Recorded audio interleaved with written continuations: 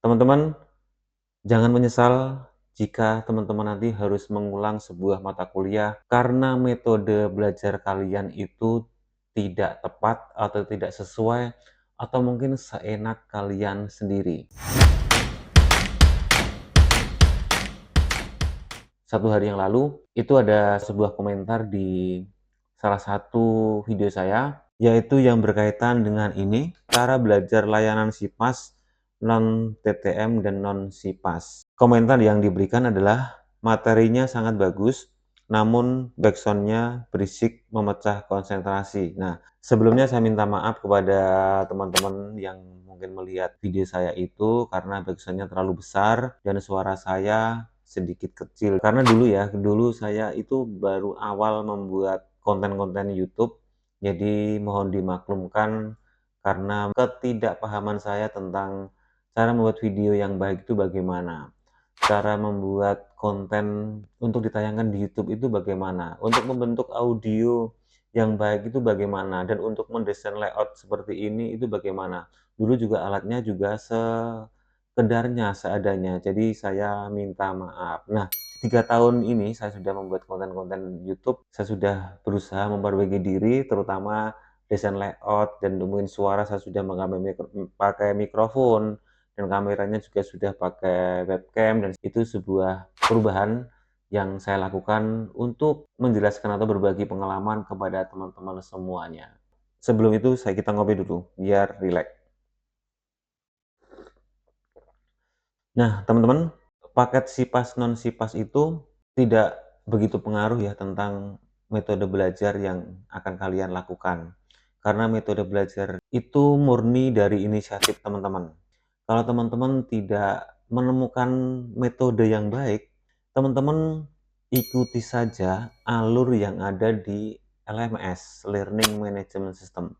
Di LMS itu kan sudah diatur sedemikian rupa sistem belajarnya, seperti pendahuluannya teman-teman ngapain. Di sesi 1 teman-teman ngapain, dikasih materi, kemudian dikasih diskusi, kemudian membuat tugas. Itu dari sesi 1, 2, 3, 4, 5 sampai dengan sesi 8 setiap mata kuliahnya. Jadi kalau teman-teman mengambil 5 mata kuliah, berarti dalam 1 minggu itu teman-teman juga harus mengikuti 5 mata kuliah itu per sesinya. Jadi kalau misalnya ada tugas, apakah 5 mata kuliah itu berbarengan di minggu ketiga, kelima, ketujuh? Jawabannya adalah iya.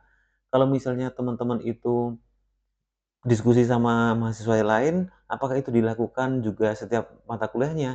Iya, karena di dalam e-learning itu ada menu-menu yang itu mengindikasikan dari mata kuliah yang teman-teman ambil. Kalau misalnya itu ada 6 atau mungkin 7 mata kuliah, berarti teman-teman juga alur pembelajarannya, alur perkuliahannya, juga per mata kuliah itu sendiri-sendiri. Jadi kalau teman-teman itu baru mengerjakan sesi 1, berarti juga berlaku di semua mata kuliah. Mata kuliah 1 berarti sesi 1, mata kuliah 2 sesi 1, mata kuliah 3 sesi 1, dan seterusnya. Teman-teman bisa lihat cara mengakses Learning Management System dari alur pembelajarannya, dari pendahuluan sampai sesi 8, itu teman-teman lihat di YouTube-nya UT juga sudah diberikan.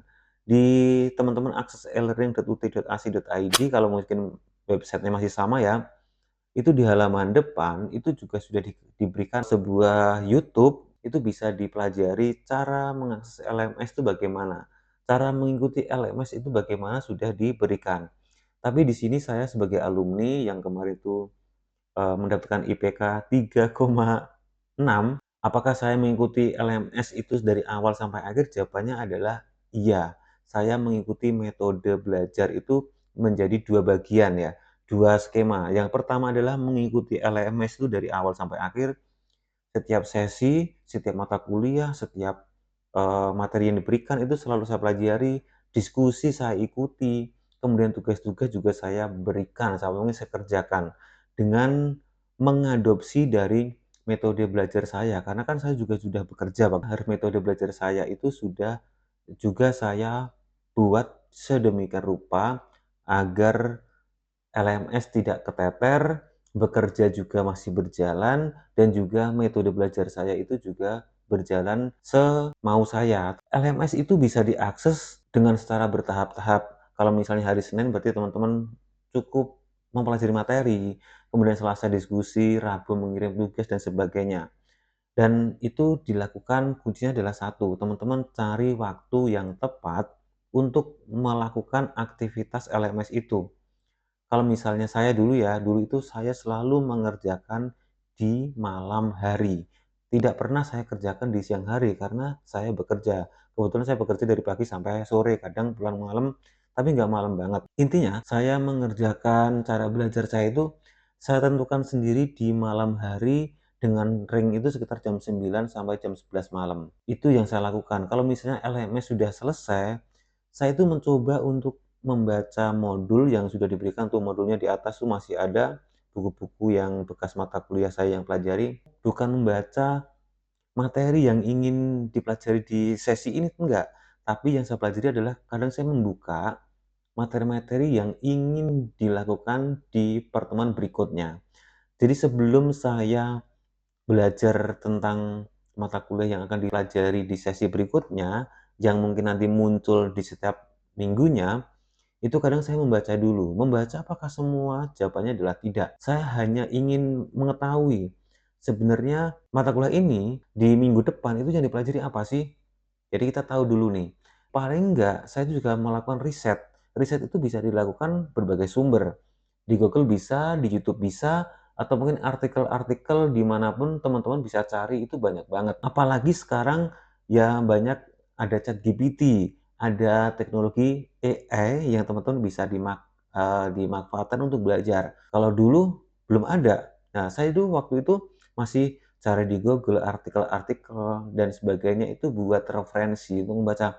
Oh, ternyata materi yang ingin saya pelajari di minggu depan itu ternyata tentang ini.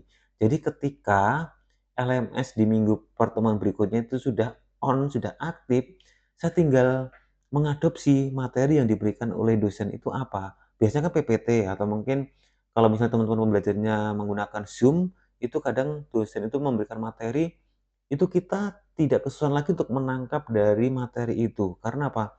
Karena kita sudah melakukan riset terlebih dahulu. Intinya kita sudah mulai bahasa pendidikan di kurikulum Merdeka sekarang adalah kita sudah mulai dari diri kita sendiri untuk belajar mata kuliah ini tuh apa, materinya tuh apa. Jadi pada dasarnya metode belajarnya itu ditentukan oleh teman-teman sendiri. Gunakan metode yang tepat sesuai dengan aktivitas teman-teman. Jadi tidak ada aturan teman-teman itu mau belajar harus ini nggak ada, tapi disesuaikan dengan sistem belajar teman-teman bagaimana.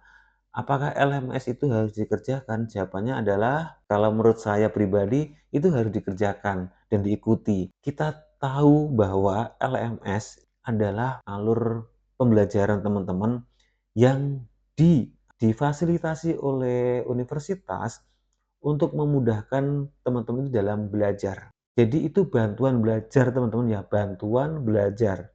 Jadi kalau teman-teman tidak punya metode sendiri dalam belajar, ya teman-teman ikuti saja LMS itu. Ikuti Tuton ya, kalau bahasa dulu kan Tuton, tutorial online ya. Teman-teman ikuti Tuton, itu sudah alur yang step by step untuk menuju ke pemahaman sebuah materi mata kuliah. Kalau teman-teman sampai saat ini, Tuton males, banyak tugas, banyak diskusi, banyak ini, banyak ini, dan sedangkan teman-teman tidak punya metode sendiri, bagaimana dengan hasil nanti ketika teman-teman mengikuti UAS? Banyak pengalaman, contoh adalah teman saya sendiri. Teman saya sendiri juga tidak menemukan metode yang tepat untuk belajar karena mungkin sibuk bekerja. Di rumah juga udah males baca buku. LMS juga jarang dikerjakan, tugas juga jarang dikerjakan. Materi-materi yang diberikan oleh dosen itu tidak pernah dibaca. Ketika UAS bagaimana? Ketika UAS hanya mengandalkan belajar SKS, sistem kebut semalam. Dan hasilnya adalah sekarang sudah semester 8, itu masih banyak banget yang mata kuliahnya belum selesai. Bahkan banyak yang nilai itu 0. Nah, apakah teman-teman mau seperti itu? Tidak lulus tepat waktu? Kalau kembali lagi ke metode saya mengadopsi dua metode yang saya pelajari, yang dari saya sendiri dan juga di UT. Apakah saya terlalu rajin? Saya nggak rajin-rajin amat, bahkan banyak menyantainya daripada membuka LMS-nya. Karena LMS itu ketika diskusi, karena kita sudah belajar duluan, kita sudah gampang aja. Itu berdasarkan dari pengalaman yang sudah saya lakukan waktu itu. Sudah lulus tepat waktu, dengan IPK 3,61. Banyak banyak mencari sumber informasi, sumber-sumber belajar.